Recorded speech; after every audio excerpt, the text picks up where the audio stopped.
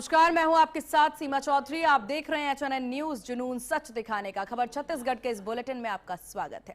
खबरों की ओर रुख करते हैं, जहां सीएम विष्णुदेव साय ने अपने 62वें जन्मदिवस पर जशपुर जिले के दोकड़ा स्थित श्री जगन्नाथ मंदिर में भगवान जगन्नाथ, बलभद्र और सुभद्रा की विधिवत पूजा अर्चना की।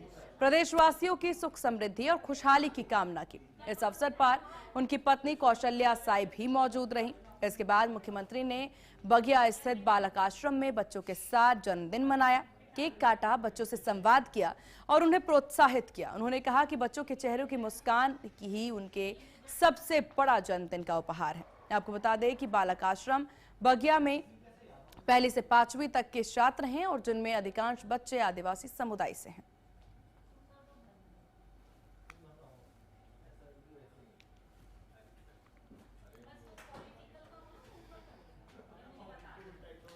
और इस विषय पर ज्यादा जानकारी के साथ सहयोगी शुभम वर्मा हमारे साथ फोन लाइन पर बने हुए हैं। शुभम, क्या कुछ जानकारी मिल रही है? मुख्यमंत्री का जन्मदिवस आज और कई कार्यक्रमों में शामिल होते मुख्यमंत्री नजर आए।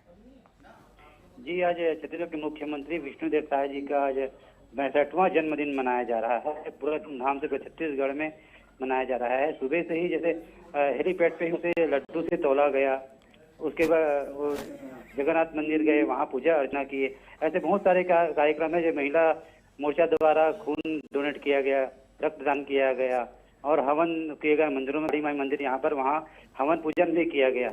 आज मुख्यमंत्री जी पूरे अपने जिला, गृह जिला में थे, जशपुर जिला के बगिया में थे, अपने क्षेत्र में थे, पूरे दिन भर वहीं थे, जहाँ उसने बालक आश्रम भी गए, बच्चों के साथ सादगी और आत्मीयता के साथ मनाया।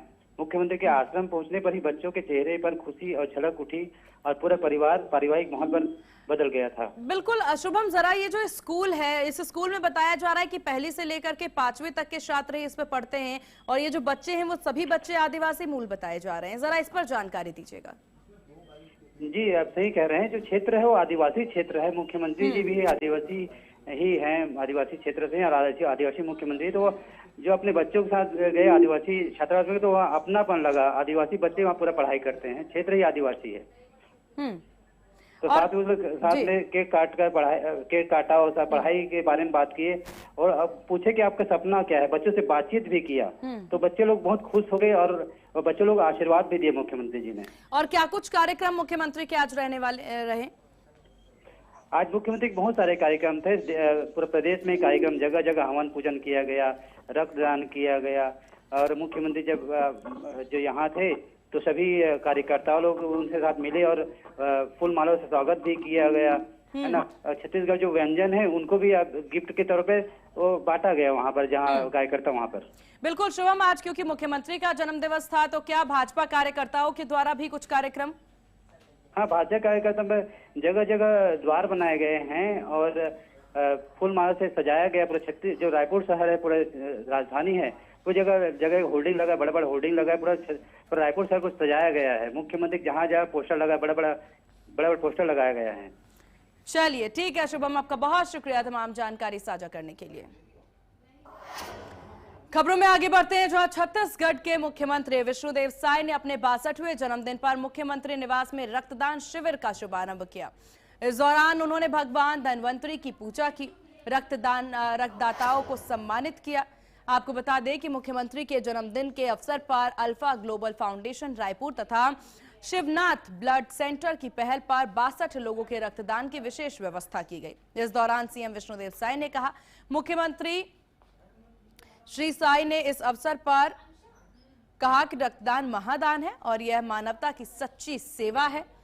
उन्होंने कहा कि दुर्घटनाओं और प्रसव एवं गंभीर बीमारियों के दौरान जब मरीजों को रक्त की आवश्यकता पड़ती है तो ऐसे में रक्तदान मरीजों के जीवन में नई आशा का संचार करता है। उन्होंने कहा, शिविर में रक्तदाताओं को प्रमाण पत्र भी प्रदान किए गए हैं, जिससे जरूरत पड़ने पर वे या उनके परिजन निःशुल्क रक्त प्राप्त कर सकेंगे।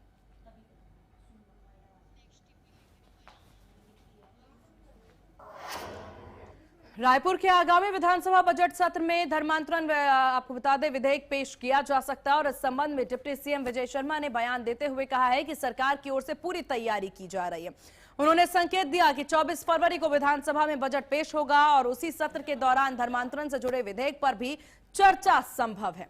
फिलहाल विधेयक को लेकर मंथन जारी है और इस सत्र में लाए जाने की संभावना इसे पर जताई जा रही है, यानी धर्मांतरण विधेयक जो है उसे लाने की पूरी संभावना इस बार जताई जा रही है। अब इसको लेकर के, इस विधेयक को लेकर के भी देखिए प्रदेश में चर्चाओं का, राजनीतिक गलियारों में चर्चाओं का बाजार गर्म नजर आ रहा और इसको लेकर कई सारे रिएक्शंस भी सामने आ रहे हैं। सत्र के दौरान धर्मांतरण से जुड़े हुए विधेयक को पेश करने की बात यहां पर कही जा रही है। 24 तारीख को विधानसभा का सत्र, इसमें बजट प्रस्तुत होगा। 23 तारीख से सत्र प्रारंभ होगा। उस संबंधी सारी तैयारियां चल रही हैं। धर्मांतरण संबंधी जो विधेयक है उस पर भी चर्चा है, संभवतः वह भी आ सकता है। 24 तारीख को विधानसभा का सत्र, इसमें बजट प्रस्तुत होगा। 23 तारीख से सत्र प्रारंभ होगा। उस संबंधी सारी तैयारियां चल रही हैं। धर्मांतरण संबंधी जो विधेयक है उस पर भी चर्चा है, संभवतः।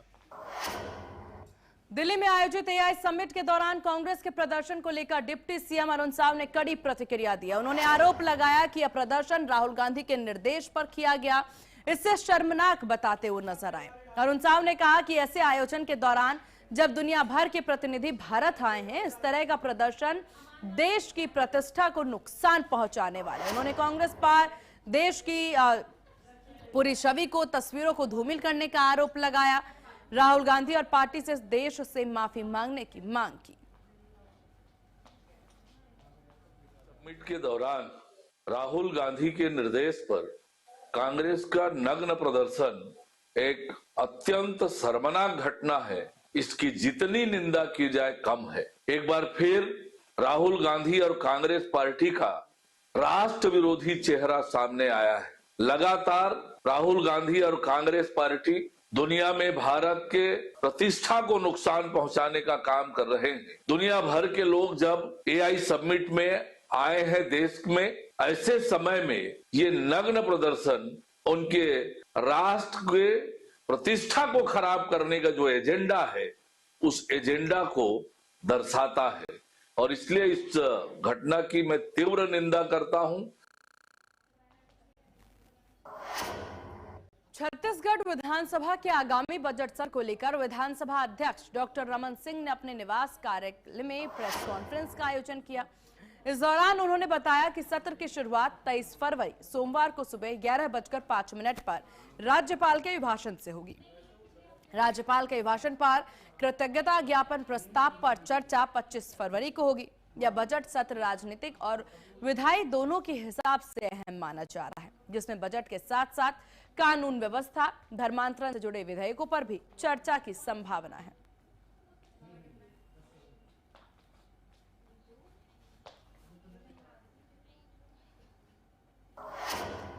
तो वहीं छत्तीसगढ़ में एसआईआर प्रक्रिया के तहत फाइनल ड्राफ्ट मतदाता सूची जारी कर दी गई है और इस पूरे प्रक्रिया में आपको बता दें 24,99,823 मतदाताओं के नाम हटा दिए गए हैं।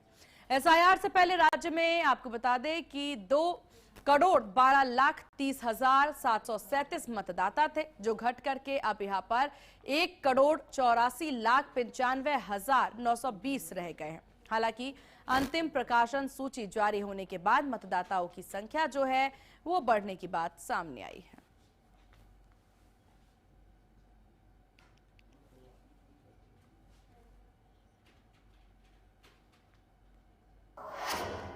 बिलासपुर में पुलिसिंग व्यवस्था को और भी सख्त और जवाबदेह बनाने के लिए छत्तीसगढ़ के पुलिस महानिदेशक अरुण देव गौतम ने अधिकारियों के साथ समीक्षा बैठक का आयोजन किया। इस दौरान उन्होंने पुलिस अधिकारियों को गश्त और पेट्रोलिंग बढ़ाने, संदिग्धों की नियमित चेकिंग, होटल की जांच करने के निर्देश जारी किए। इसी के साथ बैंक और संवेदनशील इलाकों में नियमित पुलिस और सीसीटीवी मॉनिटरिंग पर जोर दिया गया। डीजीपी ने थानों में फरियादियों की संवेदनशील सुनवाई और एफआईआर दर्ज करने के आदेश दिए।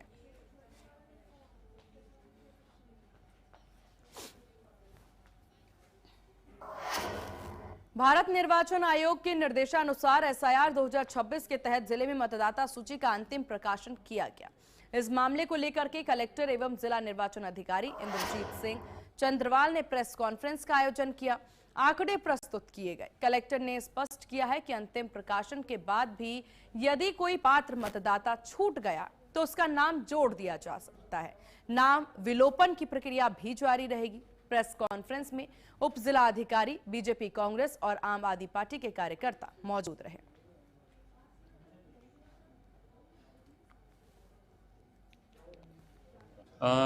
पूरा विशेष गहन पुनरीक्षण अभियान था। उसका आज अंतिम दिवस था। 21 तारीख को हम लोगों को अंतिम मतदाता सूची का प्रकाशन करना था और 23 को हमने प्रारंभिक सूची का प्रकाशन किया था। उसके बाद जितने भी हमको फॉर्म 6, 7, 8 आए, इस पर कार्रवाई की जानी थी। कुछ लोगों का लॉजिकल एरर था, जिसमें कि 80,000 के ऊपर हमारे ज़िले के लॉजिकल एरर वाले मतदाता थे। उनको भी नोटिस जारी करके, सुनवाई करके और फाइनल करके आज हम अंतिम मतदाता सूची का प्रकाशन ले रहे हैं। तो आज ये एक बैठक निर्वाचन आयोग के निर्देशानुसार हम लोगों ने राजनीतिक दलों और मीडिया के साथियों के साथ रखी थी, ताकि इस अंतिम सूची के बारे में उनको जानकारी। बिलासपुर में एसीबी ने फूड इंस्पेक्टर को 90,000 रुपए रिश्वत लेते गिरफ्तार किया। शिकायतकर्ता महेंद्र पटेल ने आरोप लगाया था कि आरोपी शासकीय उचित मूल्य की दुकान आवंटित कराने के लिए 1 लाख रुपए की मांग कर रहे थे। आरोपी के खिलाफ मुकदमा दर्ज कर आगे की कार्रवाई शुरू कर दी गई है।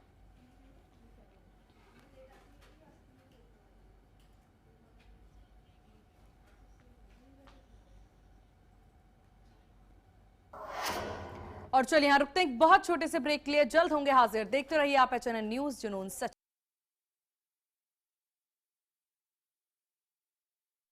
आइसक्रीम खाओगी? जंगल में आइसक्रीम मिलती है। समर कूल रेफ्रिजरेटर, आप अपनी ड्यूटी निभाओ, ये अपनी ड्यूटी निभाएगा। समर कूल, लाइफ बनाए वंडरफुल। गोल्डी हिंग का तड़का लगे तो सभी दबा के खाते हैं। गोल्डी हिंग, कण कण में जान।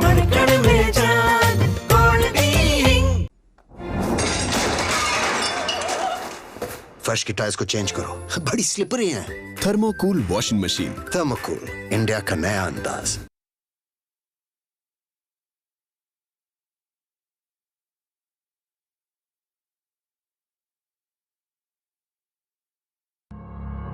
जब हर तरफ खबरों का शोर, जब सच और अफवाह में फर्क ना हो, तब एक चैनल उठता है सवालों की रोशनी लेकर, आपके हित की आवाज बनकर। HNN न्यूज, जुनून सच दिखाने का। और ब्रेक के बाद एक बार फिर से स्वागत है आपका। आप देख रहे हैं HNN न्यूज, जुनून सच दिखाने का। खबरों की ओर करते रुक, जहां कांग्रेस पार्टी ने राजीव भवन में मुख्यमंत्री के भूतल पर अपने कनेक्ट सेंटर का शुभ आरंभ किया। इस अवसर पर पार्टी के महामंत्री मलकित सिंह गेंदू ने बताया है कि शुभारंभ से पहले बैठक में 11 लोकसभा क्षेत्र के लिए सदस्यों और एक सहयोगी का कार्य विभाजित किया गया है। उन्होंने ये भी कहा कि बहुत जल्द छत्तीसगढ़ के कांग्रेस प्रभारी सचिन पायलट कनेक्ट सेंटर का उद्घाटन करेंगे। बहुत मैं तो बताना चाहूंगा, बधाई है उनको, क्योंकि जो भी सुप्रीम कोर्ट की गाइडलाइन थी, गाइडलाइन का वो पालन कर रहे हैं। और जिस प्रकार से विधानसभा में उनको आने की कितने, हमारा विधानसभा में अब जिस प्रकार से वो ऐसा आक्रामक है और हर मुद्दे को उठाते आए, उसका ही खामियाजा आज वो भुगत रहे हैं। तो मैं समझता हूं कि विधानसभा में गरजेंगे, वो अच्छे से हमारे प्रदेश की मुद्दे को उठाएंगे। बिलासपुर के मंगला स्थित अभिषेक विहार फेज 2 में अज्ञात चोरों ने सूने मकान को निशाना बनाते हुए लाखों रुपए के जेवरात और नकदी चोरी कर ली। यह मकान आर्मी सिग्नल्स में तैनात कर्मचारी का है। जानकारी के अनुसार परिवार 2 दिनों के लिए बाहर गया हुआ था और इसी दौरान चोर दरवाजे का ताला तोड़ करके घर में पहुंचे, चोरी की वारदात को अंजाम दिया। पुलिस ने पीड़ित की शिकायत पर मुकदमा दर्ज कर सीसीटीवी के आधार पर जांच शुरू कर दी। एक रिजॉर्ट है अपना हाटापारा रोड आगे बलौदा बाजार के पास, तो वहाँ पे शादी में गया था। तो वहाँ से जब हम आए हैं तो वहाँ पे 2 दिन के डेस्टिनेशन वेडिंग के लिए गए थे। तो हमें आज तक तो कभी इस प्रकार की किसी प्रकार की अप्रिय घटना या वारदात या चोरी की ऐसी किसी प्रकार की अंदेशा था नहीं, लेकिन यहाँ से अनफॉर्चुनेटली यहाँ पे चला गया। अभी मेरे बच्चे की शादी हुई थी 4 या 5 तारीख को, 4 और 5 को। तो उसी ड्यूरेशन में हमने अपने कुछ ज्वेलरीज और कैश जो गिफ्ट में मिले थे, वो सारे सामान हमारे में बीती रात को चोरी होने की सूचना हुई है, जिसमें मौके पे मैं चेक किया हूँ। कुछ अलमारियाँ वगैरह सामान बिखरा पड़ा हुआ है। अभी जो मकान मालिक हैं शैलेश कुमार जी, उनसे पूछताछ करने पर बताया गया है कि बहुत से जो कीमती सामान है उसको लॉकर में रखा गया है। फिर भी लगभग 2 लाख कुछ जेवरात एवं नकदी करे चोरी होना लगभग बताया जा रहा है। बिलासपुर में एक बार फिर कानून व्यवस्था पर सवाल उठ रहे हैं। दो समूहों के बीच मामूली कहासुनी अचानक विवाद में बदल गई और इसी दौरान हमलावरों ने वरिष्ठ कांग्रेस नेता त्रिलोक श्रीवास के बेटे पर चाकू निकाल करके ताबड़तोड़ वार कर दिया। हमले में युवक गंभीर रूप से घायल हो गया और सड़क पर गिर गया। आसपास मौजूद लोगों की मदद से उसे तुरंत आसपास के निजी अस्पताल में भर्ती कराया गया। सूचना मिलने पर पहुंची पुलिस ने मामला दर्ज कर जांच शुरू की।